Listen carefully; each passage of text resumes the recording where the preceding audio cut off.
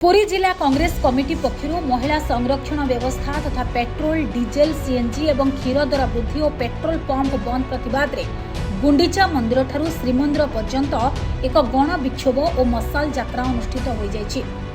जिला सभापति राजेश मिश्र नेतृत्व में अनुष्ठित ए विक्षोभ शोभायात्रा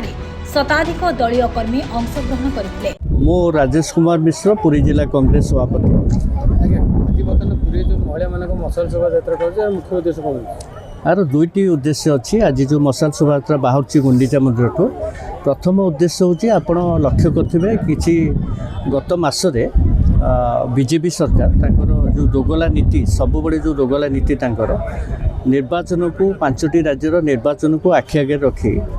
सी पार्लियामेंट रे जानिक मध्य 2/3 तांकर संख्या गरिष्ठता नहीं तरबरिया भाव में जो बिलटी जो महिला मानक पई जे कुंभीर कांदणा काटुचती आपण माने लक्ष्य करते जो महिला आक्रोश रैली भी करछि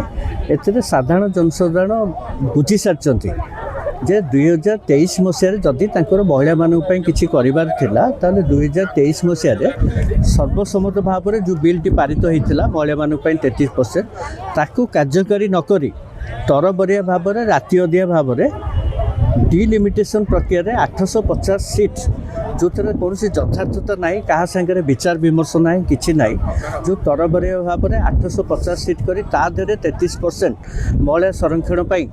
जो अपचेष्टा करते जानी जे तांकर 2/3 संख्यागरिष्ठ ना यह केबे भी पास हम ना केवल लोक देखणिया भाव में ताकू आम तीव्र विरोध करछु एवं आमर प्रथम दाबी रहिबो जे 2023 मसीह जो बिलटी पारित होगी